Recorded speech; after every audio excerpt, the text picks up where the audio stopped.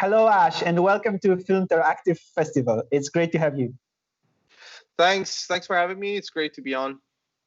You are actually the really interesting example of the entrepreneur who connects art, media, and technology. You are also a founder of Auxuman, the company that creates virtual beings and AI musicians. Can you tell us a little bit more about that? Yeah, thanks. So my background is from art and music and the creators community. I've been making music for years, electronic music. I've been composing. And during my time making music, I had a deep interest in technology and computational platforms and how we use digital art. And because I started music with digital platforms, with computers, and basically I made my first piece of music on a Commodore 64. That sort of always has been my interest. And I a multi-instrumentalist. Yeah, and I studied classical music, and I played a lot of real instruments, not digital instruments. But it always sort of led me back to synthesized and the synthesis of sound, Right. and synthesis of visuals and CGI over the years, and that's how I actually started the company with our founders, the company Auxuman, which is short for auxiliary human. And the reason for starting the company was that we wanted to create synthesized musicians and synthesized artists that could live with us and are virtual beings that we can tell stories through and see how we can build a future of media where we can interact with these virtual beings. Similar to video game worlds where you have non-player characters, NPCs. Yeah, and obviously AI was a big part of it, because you want to have personalities that are automated, personalities that are making things, and they have some sort of digital artificial talent. What is the purpose of that? Because I did my research on the principles of your company, and I found a lot about the democratization of the content. So is that the main idea behind? Yes. First, I have to start with the fact that since I was a kid, I believe that why we call some people creative and some other people not creative. And I think if I say short version of this, all humans dream when they sleep, and but not all humans can render their dreams into audiovisual content, right? Their imaginations that they can dream when they're sleeping. So we're creative internally, but externally we cannot express. All of us, we cannot express. Like I'm a trained musician, or I've made films, and I've been skilled to do it. So the labor part and the experience that we gain for maybe 20 years, 15 years to become a master in our art field, in the field of art that we are working in, is specific to some people who had the chance to do it. So we want to, through artificial intelligence and technologies that remove the labor part and actually allow for more curation and selection as an ability, change the way we create and we share our thoughts and imagination. So we believe in media that I personally believe in media that is closer to the brain and has less labor intensive process around the creation. And I think when you look at like the last 100 years of human creativity, we can identify curation and selection, which is the art of deciding what is right or wrong, the most human quality, the most interesting quality, and that's led to many new forms of expression, like DJs, producers that use sampling in their art, and for example, like a director like Tarantino samples movies to make a movie, right? This is the art of choice. This is the art of selection, and I believe AI will help us. Be for everybody, including yourself, I don't know, my grandmother, to become a creator of art through curation rather than creation. So I start to become an artist in a way because of the help of AI that allows me to actually choose the piece of art that belongs best to my preferences. Yeah, what we want to do is that we want to create the vessels, the instruments that are virtual beings, that are virtual musicians, that are game world, virtual world style environments that you can go into and feel like you're a part of it. And that system knows you well. That system, through data that you have obviously provided in the game, will know what your data pool or data set will be, right? And the final decision is always yours. You will curate what the machine has created. You will basically cherry pick the best moments that created. One example is this: like, we have like minutes of audio generated from these new models that we use, and these AI models basically listen to music for hours, and they hallucinate and they dream of music again, and they always try to find the next sequence. So they dream of a part of a music, and they want to think that what's going to happen next. During this process, we have a piece of 4 minute, 5 minute, let's say 10 minutes of audio generated. It's your job as a human now to select what's meaningful. It's the most important part of it is like the meaning behind music. And that is what we choose, and machines will never choose the meaning behind why I'm sharing this piece of music. But if AI is learning my preferences, I become less and less involved in the process, right, of choices? No, because it never learns the way you choose. It learns the way you listen. It doesn't learn the way you will intend to change your taste, right? Because we always change our taste based on our environment, based on the conversation that we had this morning, and based on maybe the food that we had. Like, we definitely change our mood because of our neurotransmitters in our brain and the way our psychology works. So the machines of the future will not have any say in that. Maybe they will do, but in a different, for a different purpose, not for the purpose of what we are creating.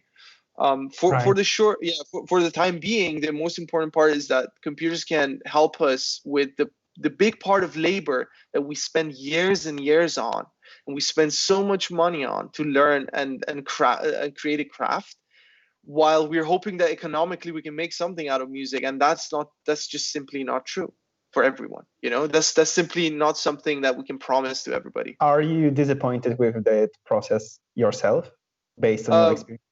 No, actually, I was relatively successful for a very experimental electronic musician. My music is absolutely nonsensical. It's like a hallucination of like collage of sound that is put together, and I try to envision the composition of 100 years from now. That's why I was breaking every rule possible to make something listenable, but very contrarian, right? But I see a person that wants to be a pop star, because I never wanted to be a pop star or like a famous musician necessarily. I'm an experimenter, but I think a lot of younger people, through the means that they discover and they want to express themselves, like music, visuals, filmmaking, they want to also build a career, because obviously our economy, our current structure of economy, doesn't allow for you to just spend 20 years without having a financial plan around it, right? So I think what we want to disrupt and change immediately is that expression should not be exploited like that. And music labels and the music industry for the last 100 years, like entertainment industry in general, has exploited the creatives harshly, in my opinion. And the reward was making sense in the 50s, 60s, up to the 90s, in my opinion. And we saw things changing after Napster, pretty much. When Napster came in, and now Spotify is the result of all of that, we're seeing everything change. And I think it's fair to say it's now time to give that power of creation to a lot of people.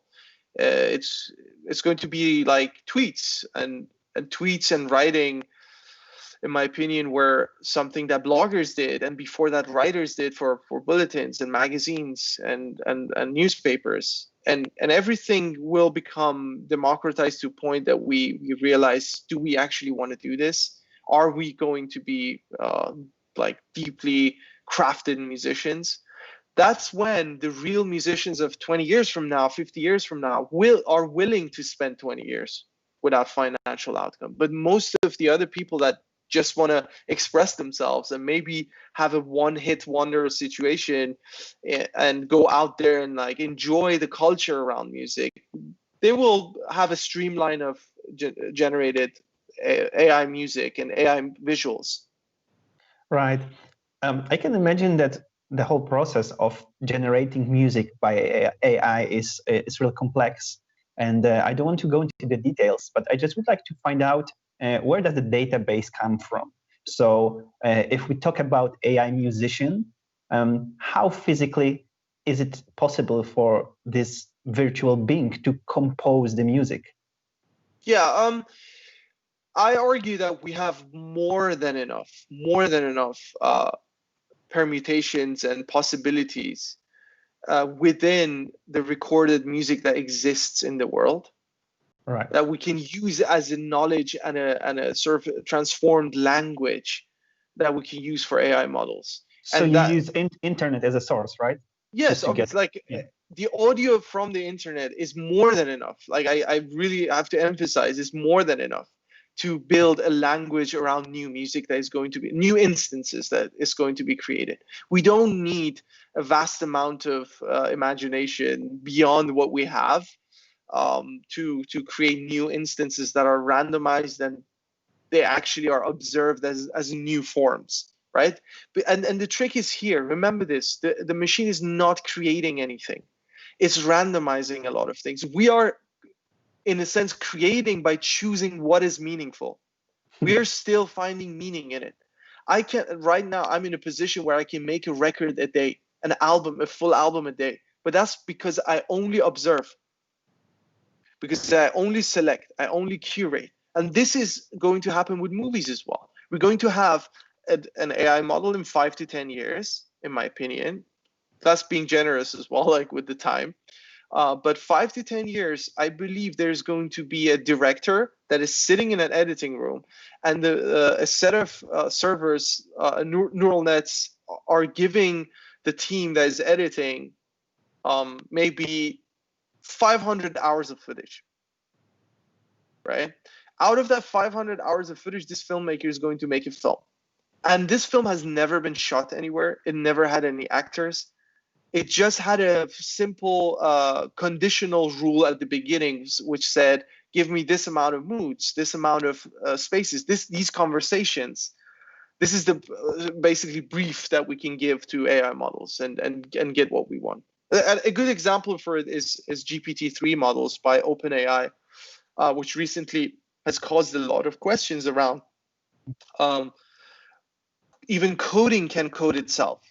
And if that is happening, media can make itself and remake itself. There's no reason for it not to be able to do that in the future. And with better models and cheaper models, I think we can achieve that with more compute power. And the only jobs that will exist, or I mean, new jobs will be created, is around who is going to write for the data set? Who's going to be the script writer for how we condition the data set? And these are new jobs that will emerge. And I think that's the beautiful thing about creativity and technology, that it creates new type of abstract jobs into mainstream jobs.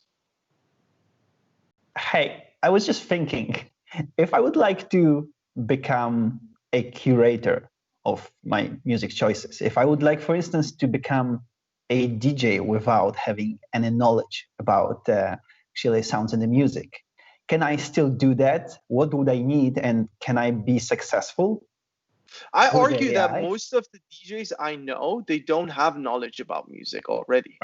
Right? That was the whole idea of DJing, is that I feel this room needs this type of song right now.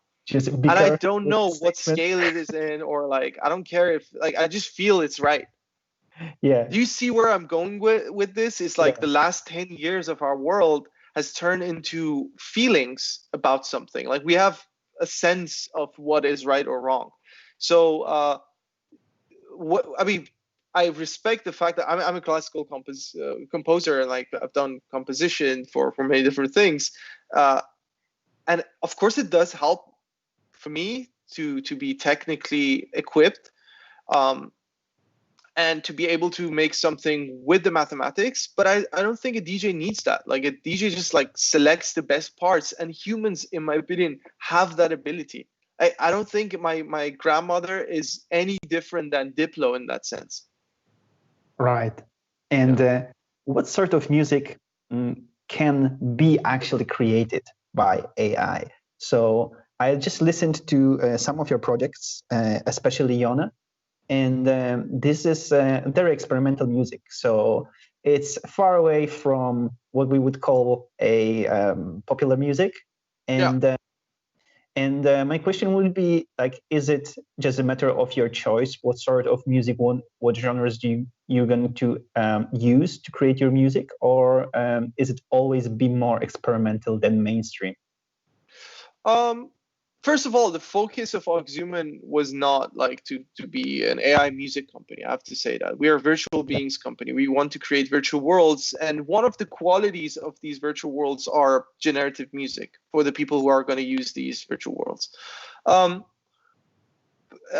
I think with the genre of music specifically, what I curated, as I said, I was the user of this technology and this sort of mindset. And I chose to use the instances that I feel like they're appropriate, right? So if you use the same data sets and you get outcomes and you want to select them into pieces of music, you want to cut them into pieces of music, you will choose differently. There's no doubt about that. So the AI models, they don't necessarily dictate genre. They can come up with anything. It's like, as I said, like they listen and hallucinate. They listen and dream.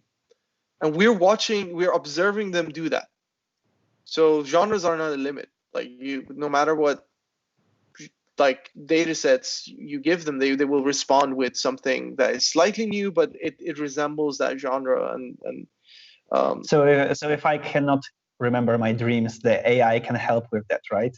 Yeah, that's more of a future thing, by the way. I think, for example, I usually use this at the last point of my presentations, which is referring to Neuralink, which is a company that is trying to connect our brains with computers and vice versa, creating an input-output channel with the computer. I think, yes, in the future, you would be thinking and the computer would immediately go and render it based on the signals. But that's 50 years from now. Like, we don't want to talk about it as if it's something happening 2 years from now. We don't want to freak out like that. Yeah. Let's get back to the reality and what we have now, but let's talk also a little bit about the future. What is the future of music in terms of using the AI? Which direction are we heading? Because there are so many possibilities that this idea opens up. So I would like to ask you, as a professional that actually deals with it in everyday life, how do you perceive that? Yeah, there are two parts to music. One is consumption, and one is creation. To me, like the way I see the future. With the consumption, Spotify has been very, very, very strong in building a future for consumption of music. That was a game changer, actually. Yeah, it's a game changer because it definitely it's getting to know people more, and it's rewarding people with something, right? This is the first time that the listener is rewarded. Right? This is very interesting, and we are moving towards egoless art. It's like the ego of the artist is not stroked. They're not just like flying their private jets and being like, oh, I had a multi-platinum, so I'm the king of the world. And I like that. And I like that because this means people are more and more involved with sharing culture. Well, many smaller artists that couldn't be heard otherwise, they can actually promote themselves. For sure. So see where this future will go is that I think the future of consumption will be affected by the future of creation. When everybody will have access to mining music and sourcing music, then everybody is a small artist and a big artist at the same time. So consumption of music will be also shared widely between the creator. There's no creator and listener. Everybody is a creator and a listener at the same time. That is the future of music. Yeah. We get back to the old question, like, can all the content be actually free?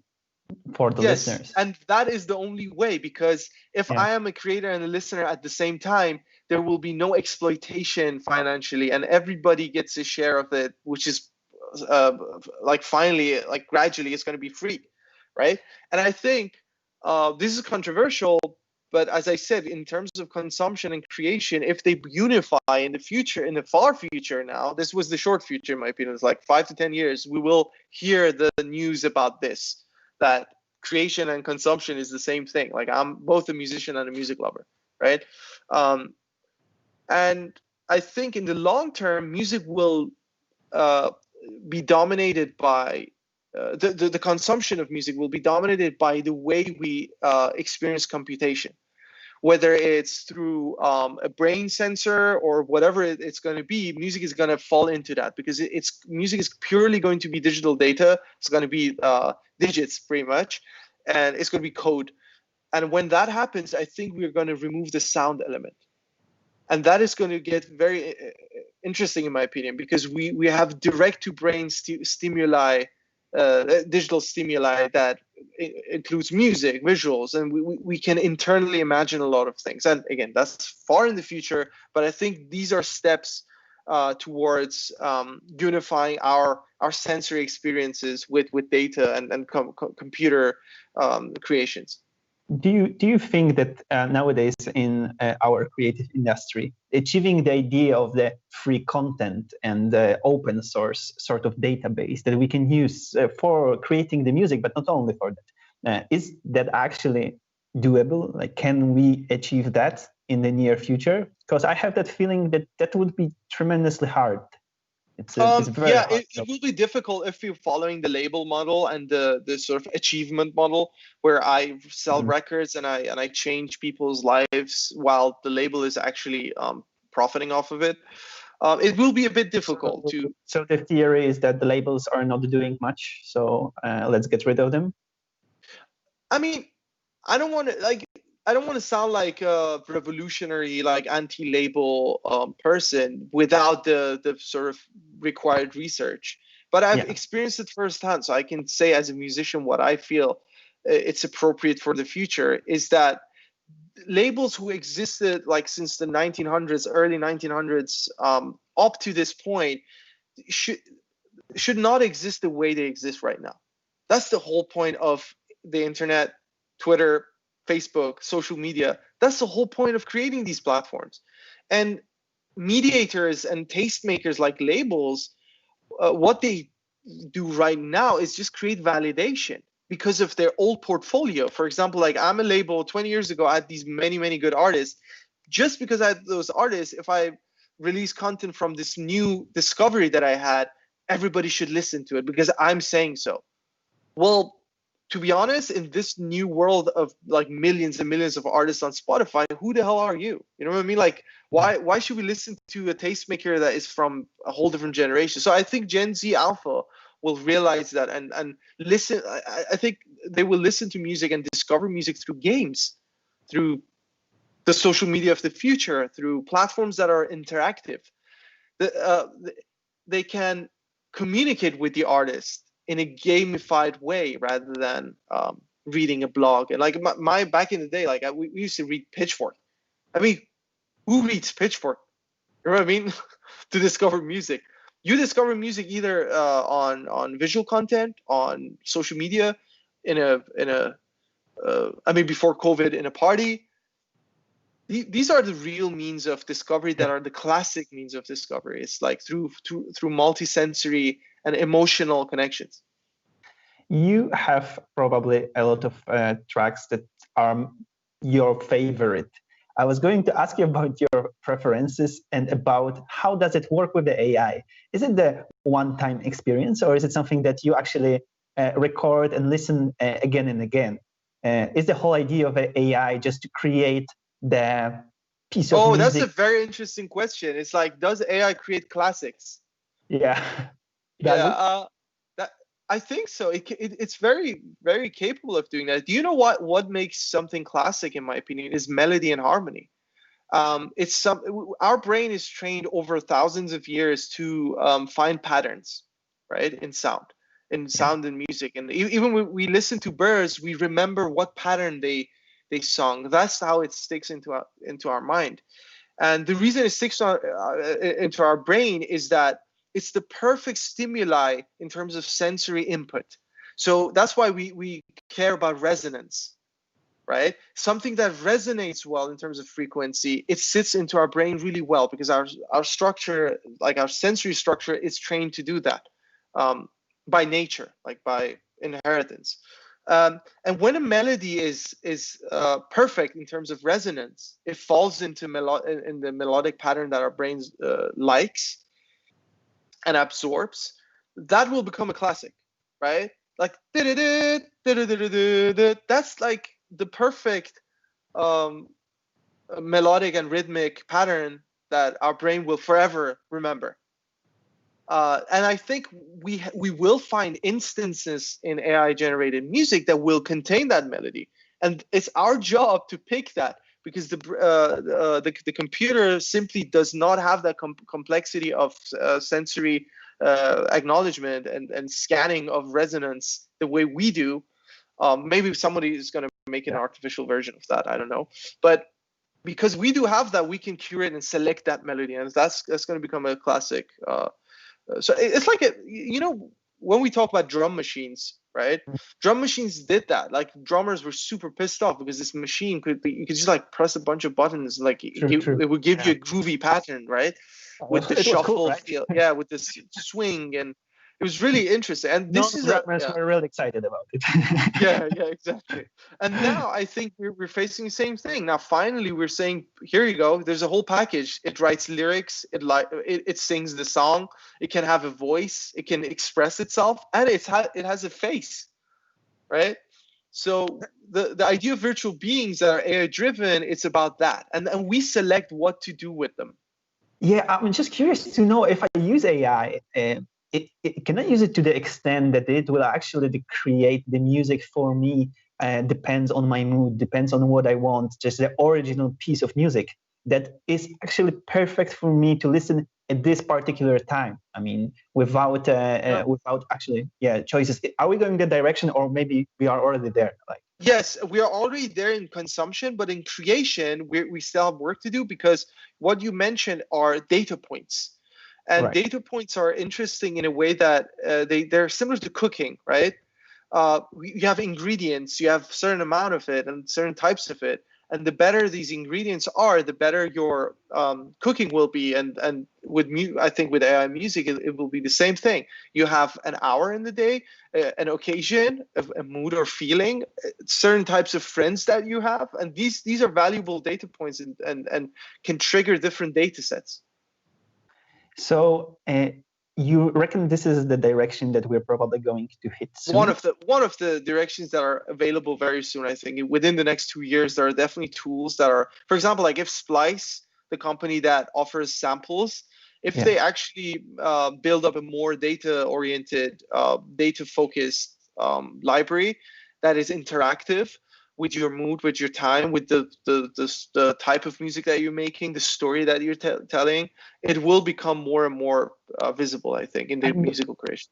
And what is your mission at the moment? Like, what is your focus when we talk about your daily work? Like, is this different types of projects to create this virtual artists, or maybe? Well, Auxuman right now we're building. We're done with the initial test of virtual beings. Now we want to build the world for people. So Auxuman is building the place for this experience, right?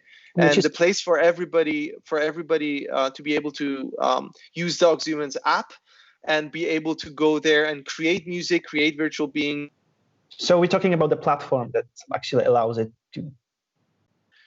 Yeah, I think calling it a platform is the right thing, and Auxuman will offer this for a new generation of media, I think, which is fully synthetic, fully virtualized, fully collaborative with the machines, and it's a long way to go, and it's a big mission, but we're working on that. Yeah, I really like the idea. I will keep my fingers crossed. I think we all deserve it. Yeah. And Yeah, I think so. I think we in 2020s we want to see new type of platforms. I'm really, really tired of opening Facebook, Instagram, Twitter, like Sure. these experiences. Like, it's just, come on. Like we need really like disruptive ways of looking at media, and there are a bunch of companies doing it in the virtual beings realm, and I like it because I think the next personal computer or the next experience is you talking to a AI character and being able to communicate and expressing through them. And it's funny because the only way we can create this one-on-one connection is being on the same platform with them, with whatever you want to call them, virtual beings, synthetic beings. And we're synthesized, represented, and they're synthesized, represented, and we're all one in this new digital world. And that's what we're imagining: a new digital world, a new platform for expression and new feelings, new types of emotions. If our audience, the Filmteractive audience, would like to experience that, like now, soon, today, tomorrow, what's your advice? Like, where can we go? What can we do to use actually the AI to make these decisions, to maybe create our piece of music? Like, I'm really curious to try. I never did it, and I have to say, unfortunately, that is our mission, to build the means, and it will take a lot of resources, obviously. But right now, you have to be a bit more technical to be able to use these, and you have to study the groundworks of how to generate music, how to generate visuals. But there are a lot of resources out there in terms of artificial intelligence and visuals and music. For example, GANs, neural nets, sample RNN for music, OpenAI's research with Jukebox. And all of these are available, and people can look into it and see what they can create around this. Or we can actually book the flight and meet you in London. We have to set up meetings. I prefer video calls, but yeah. Let's try to do it next time. It's so lovely to talk with you about it. And I will, again, wait for the platform and actually encourage all of the open-minded people to use it. It's a great idea. Yeah, and in 2021, Auxuman, watch what Auxuman is doing, and it will be a great start to the decade, I think, to introduce new worlds. Yeah, we'll be waiting for that. Thank you so much for the conversation. Thank you. Thanks for having me. All the best, and speak to you soon. Thank you. Take care.